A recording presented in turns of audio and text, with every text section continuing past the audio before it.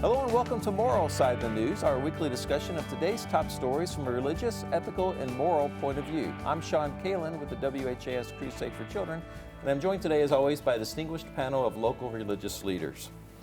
Rabbi Matt Derenbacher, the Temple, Father Bill Hammer, St. Margaret Mary and St. William Catholic Churches, Reverend Sally McLean, Christian Church Disciples of Christ, Reverend John Slider, retired pastor, Free Methodist Church, and Father Tony Smith, the Archdiocese of Louisville. We begin this week with the heated exchange between Presidents Trump and Zelensky in the Oval Office. Tonight, with the future of Ukraine hanging in the balance, that explosive confrontation in the Oval Office. Tension boiling over between President Trump and Ukrainian President Zelensky. Zelensky warning if Russia succeeds in taking Ukraine, the U.S. will also pay a price. First of all, during the war, everybody has problems. Even you, but you have nice ocean and don't feel now, but you will feel it in the future. God bless. You don't know that. God bless. God bless. You will not have a war. Don't tell us what we're going to feel. We're trying to solve a problem. Don't tell us what we're going to feel. I'm not telling you. Because you're in no position to dictate that. Remember this. You're in no position to dictate what we're going to feel. We're going to feel very good. Feel influence. We're going to feel very good and very strong. You will feel influence. You're right now not in a very good position. You've allowed yourself to be in a very bad position, and he happens to be right about it. From the very beginning of the war. You're not in a good position. You don't have the cards right now. With us, you start having cards. Right now, you don't. You're playing cards. You're playing cards. You're gambling with the lives of millions of people. You're gambling with World War III. Zelensky came to Washington hoping to get Trump to guarantee Ukraine's security if Putin violates the terms of a peace deal, something Trump has refused to give him. Today, instead, delivering this ultimatum. The problem is, I've empowered you to be a tough guy. And I don't think you'd be a tough guy without the United States. And your people are very brave. But you're either going to make a deal or we're out. And if we're out, you'll fight it out. I don't think it's going to be pretty, but you'll fight it out. But you don't have the cards. But once we sign that deal, you're in a much better position. But you're not acting at all thankful. And that's not a nice thing. I'll be honest, that's not a nice thing. Trump then kicking Zelensky out of the White House, canceling their press conference, releasing a statement saying, "I have determined that President Zelensky is not ready for peace if America is involved. He disrespected the United States of America. He can come back when he's ready for peace." So panel, we come out to you. Quite an extraordinary exchange there in the Oval Office, so we could go Friday. What principles should guide discussions on power, accountability, truth, and such high-stakes diplomatic encounters? Well, I think there needs to be a recognition. There's essentially four powers, or four parties involved in. There's Ukraine, obviously, that wants its territory back and wants restoration paid for. There's Russia, who wants the territory that it's sitting on. There's the United States that's been funding a good portion of the Ukrainian war on the Ukrainian side. And there's the Europeans who have been, on the one hand, supporting at about a third of what the United States is, plus, I heard a groan, you can get to it in a minute, okay. Plus purchasing Russian oil, so they're playing both sides of it. The last European plan I saw or heard of before this Oval Office meeting was, well, let's let them fight it out another year and see what happens. Well, that's not much of a peace plan. I think the only party that seems to want peace, the Russians certainly don't. If we agree that President Putin is as evil as I think he is, then there's no, he can continue the war for as long as he wants. He can spend as much human and capital resources. The United States seems to be the only one pushing for a peace settlement as soon as possible. So I think we've got a lot of dynamics going there. The first step in that was the financial agreement that President Trump put forward, and getting both parties, Ukraine and all three parties, I guess, Ukraine, Russia, and the European powers, together to talk about a solution. Now, you grunted when I said so. I agree. We talked before about statistics and sources of data. It all depends on who you trust, and there's adequate data out there to say that it's not true that the United States has given more overall than the European nations or whatever. Plus, in regards to a plan for peace, whatever like that, I keep hearing statements from the White House and others, not just the president, but even those individuals who are with him, making statements about, we need you to commit to the table before we can start bringing up issues like land, bringing up issues like guarantees and all this stuff. Other individuals would say that the President Zelensky is within his right to make the comments that he made, whatever, and not agree to what was going on. You notice, if you would, this routine, this meeting was a little bit different than the President's meeting with France and the President's meeting with United Kingdom. These individuals also came out and he even touched his arm and said, you're not telling the truth, basically. And he did not respond the way he does now. Some would look upon the president's routine as seeing this, and this is one of the critiques given at his first reign as well, that he sees this as a business proposition. And I would be the first one to say, in my little mindset, that this is not a business. Running the country is not a business. It's the old routine. Someone said to me, well, the president has a right to make these statements to him. It's routine. You've heard this before, I'm sure. It used to be. Where does an 800-pound gorilla sit when he enters the room? Wherever he wants to sit.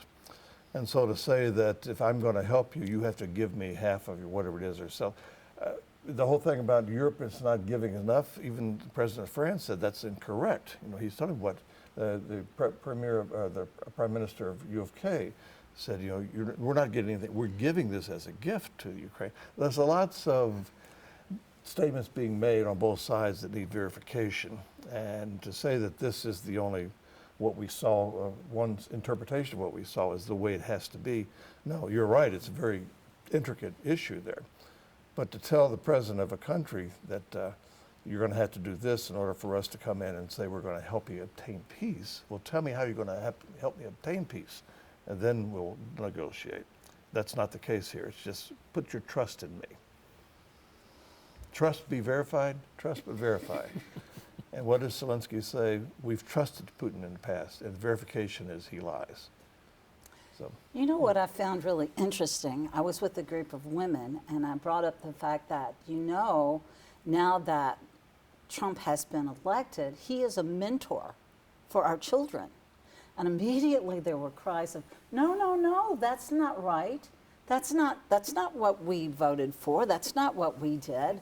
And so the behavior in the room was quite outrageous. I mean, we want to see adults. We want to see adults interact with one another. I did not think that's what we saw. I thought we saw somebody who extended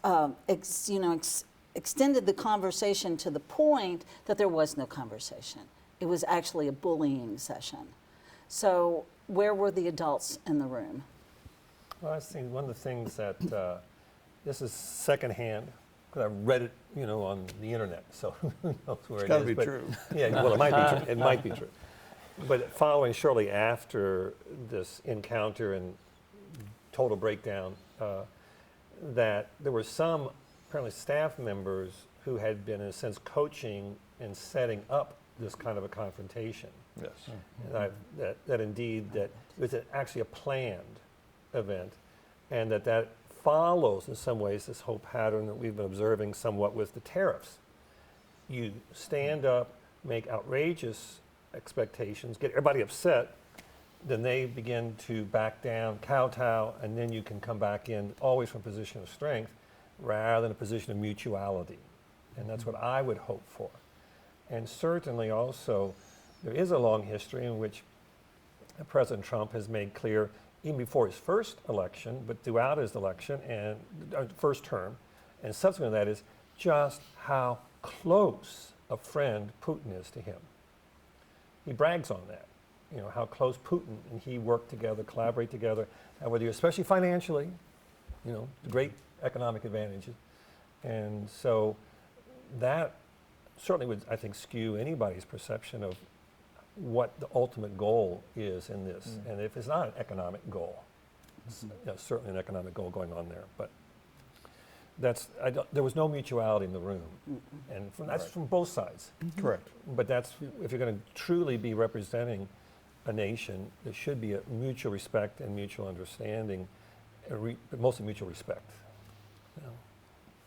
Yeah. Sorry. No, I agree completely. I think unfortunately, the interaction was not set up in good faith, right? Like it was set up in a way to fail. At the heart of Jewish tradition, there's this idea of machloket, which is respectful disagreement, right? You don't have to go into a discussion, I don't know, just sort of like, hey, we're going to figure this out right now. We're both going to agree. Everyone's going to be happy. No, we need to recognize where each of us are coming from and have a meaningful discussion about, like, okay, what is our goal? If peace is our goal, if prosperity is our goal, if a good relationship is our goal, well, then we have to sort of go through the muddy waters of figuring out what that means for each of us and how we can achieve that. Because there's a lot at stake here, right? This isn't just some sort of argument between two people. Like, these are essentially two countries talking about the future of their relationship with one another, and that has very real consequences for a very long time. And a lot of times in the past, too, before this kind of thing would happen, you have the mid-level management. Yeah. Working out all the discussions so that ending this type of meeting, everything's already predetermined. Right. And Well, it was. We don't see the outside of the clips we've seen on the news. I took the opportunity to view the whole 50 minutes of the news, whatever it's called, the presser there, press, and we don't see the previous attempts to get Zelensky to sign off, and his agreement to sign the initial arrangement and his backing out. The Secretary of Treasury currently went over to Switzerland to get President Zelensky to sign and he backed out. So there's been a back and forth. I can't answer when it's 4-1. It's hard to answer everything.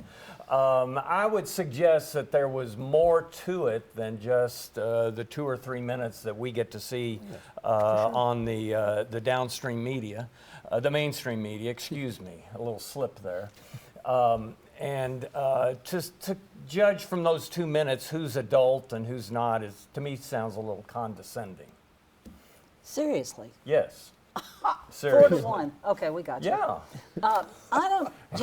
So I want to know, why it wasn't worked out before they did the television presentation, which of course then makes people take sides. It was worked out? Yeah. Oh, and then he backed out of He came to sign, and then he backs out again. Well, that's his prerogative. It was about a 50-minute. Okay.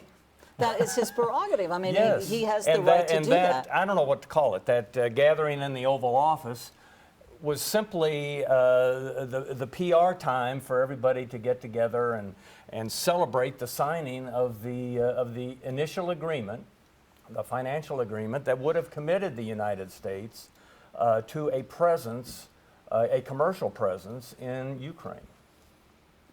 Zelensky kept backing out of it. I have friends that are Ukrainian, 2 sisters and a cousin, and they're like 3rd generation Ukrainian.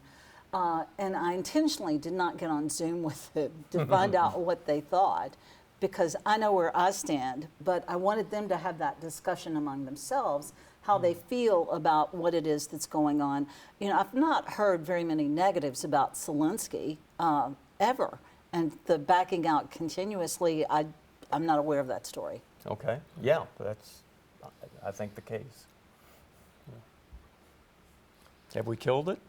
I think Father Bill was going to. Yeah. Well, just the follow-up thought is that if it was already worked out, then they should have just gone to the table and signed it. Right. The fact that it was set up for this conversation that then followed, and again, I'll be the first to admit, I did not watch all 50 minutes. I've only watched this kind of clip. and then some commentaries about earlier comments and some, comments about what was said afterwards. But certainly the follow-up comments that have come out on X that both presidents have posted in response, and Zelensky has now come back around to saying, okay, I'm prepared now. I am grateful to the United States. Now, he said that over and over and over and over again. 30-some times. But he has to say it one more time to be able to get back to the table. But he, again, has, in that sense, if it was a plan to have him back down and then reapply truly penitential, it appears to be working. One of the results of this, too, if I may, is what the European scene is now. Mm-hmm. And what they're doing together. They've had their emergency meetings and all this stuff and programming. And already on the news, on the internet this morning, it's got to be true.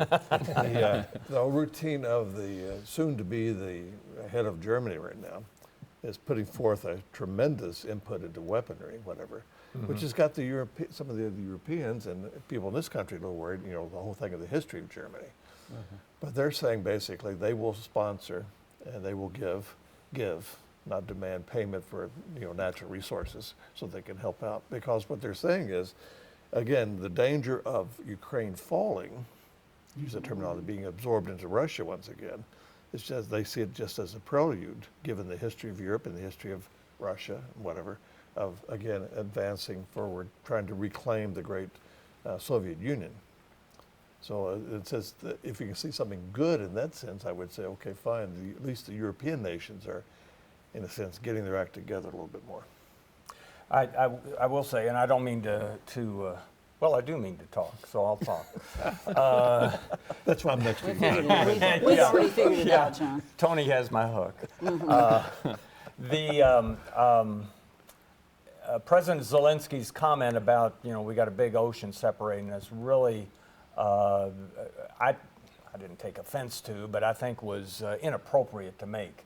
We've got about a dozen or so cemeteries over in Europe where American bodies are buried that are part now of American territory that were sent over that ocean for other wars in Europe. So for him to say that the ocean somehow protects us is a little silly. We've invested in European peace many times. I wish Zelensky had followed the advice of about 10 American senators who gave him advice on how to handle himself in the meeting, in that Oval Office meeting. He didn't. I think the conflict in that meeting was on both sides. I will say that. Yeah, for sure. I think President Zelensky is under a lot of strain to be a war leader of a nation that's being invaded. I give him a lot of credit for that. I want to see who's actually interested in peace there. I only see one path to an immediate, at least, negotiation of the peace. A quick response, and since you brought up about the ocean stuff, but that harkens in my mind. I'm not that old. I'm probably the oldest one on the stage here. Well, we'll share that. But anyway, going back to the 30s again in Europe, part of what our isolationism that we built a wall to protect us from the war in Europe was that we had this big ocean. Yeah. And it did not. That's why there are that many people buried over there, because we finally realized the ocean is not what's going to. And that's why NATO exists, and American military bases are in Europe. Right, exactly. So the whole thing about the ocean, I think, is harkening back to, we have to be careful. Are we seeing, again, not to get another discussion about the 30s, but I see a lot of connections being made in the present situation that takes me back to the history of the 30s. So. I do understand where Zelensky is coming from with the ocean comment, though, because while America has had an invested interest in defending our values and defending our allies who share values with us, it is different to be invested and go out of your way to help versus the war actually happening on your soil too. Oh yeah. Right. Yeah, so sure. so I do actually understand where he's coming from Yeah. because neither of the great world wars, right, have happened entirely on American soil. We've gone there. And so to actually have had experience of invasion, of ground war, all of that like on the home soil and the borders changing consistently, I really do understand that sort of sense of desperation and that like, hey, this is different for you. It doesn't mean it's lesser for you, right? We're both having these very real experiences, but it's different. The only war we've had on our soil has been the Civil War. Right. Well, And there's so a little we don't have- revolution. well, we coming don't- too, we and don't the War have- of 1812 when Europe invaded us. And We don't have any concept, as my children who have gone to war have said, of what it's like in a war zone. Right. None Oh, of us yeah. can imagine Yeah. what that's like unless we've been there, been on the ground. So that's what I understood he was trying to say. I have been in a war zone with my people Yeah. now for and these he's many under years. a lot of stress. Yeah, yeah, no doubt. If I may, there's one, again, announcement today that Marcel in France has basically put forth the possibility of including Ukraine under the nuclear shield of France. And Russia has reacted. So this is not just something involving these two nations. World War III comment from President Trump, I think that was inappropriate. Yes. If anything's going to happen here, you know, what we're doing could possibly lead to that ourselves. But that whole thing, it's not just those two nations.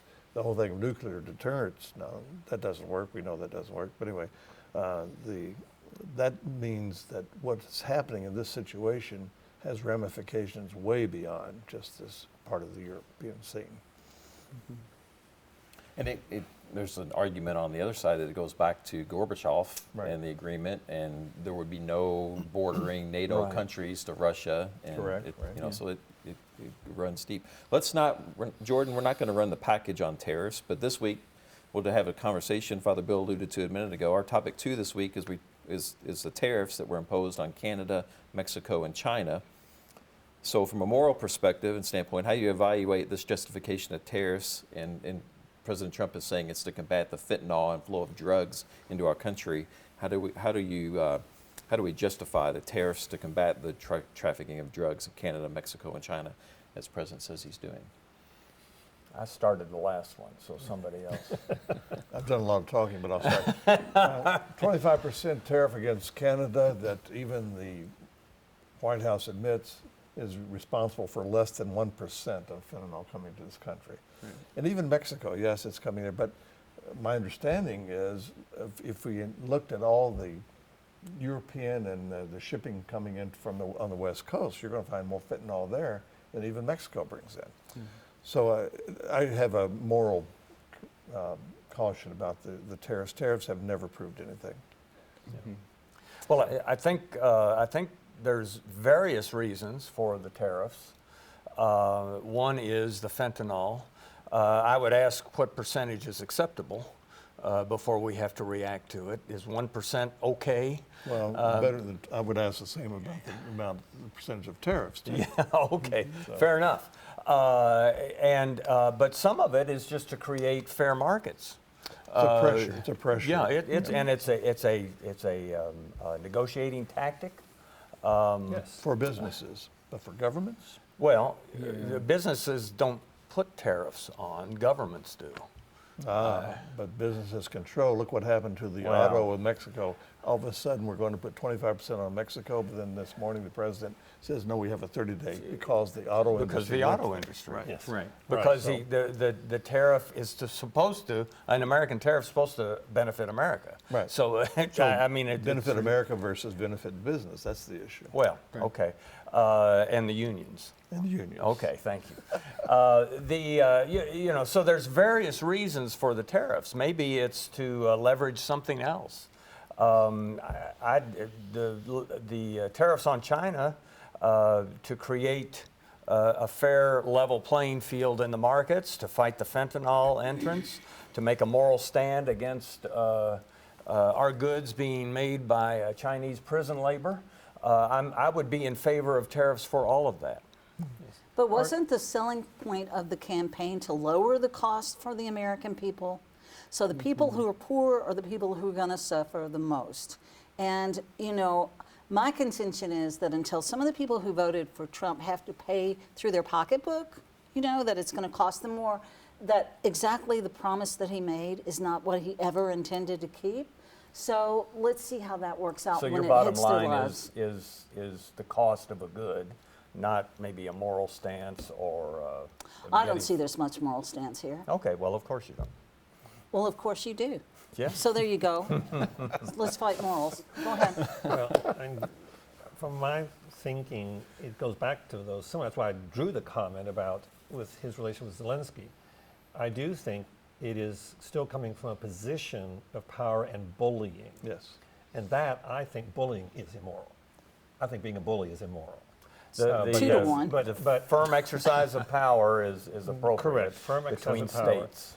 is Moral power. Moral, yes. But because you're going into it deliberately intending to back off of it. He's demonstrated that already multiple times. Okay. Yeah, and so that's not a position of mutuality. That, I think, is a moral position. Yes. A good moral position to view the other person, the other country, as a mutual person and a partner trying to work out. Then, it's in a counseling with a married couple. You know, if you've got one who's dominating the other person, that's not the goal of coming out of the counseling session. It's to get them to treat each other as a mutual commitment to each other in marriage, or whatever the relationship may be, the working relationship. And so that's where I think tariffs, and particularly, I'm not opposed to tariffs in practice if it is serving a function, but to do it deliberately to bully, and that's what the goal is. And he said it. I'm doing this because I know they're going to back down, and they're going to do what I want them to do after I say this. Rabbi Matt? I'll keep it short. You have time left. There we go. So no, I mean, I think the real issue is the moral responsibility is to the people, right? And so we have kind of two issues here, right? We do have the issue of fentanyl, however small the percentage may be, right? It still is an issue. But on the flip side, right, just imposing tariffs on people that we, or on countries that we've called friends and allies and things, that's just gonna hurt everyone, right? And so we have sort of two, I don't know, almost warring moral imperatives, right? To protect people and to help provide for people.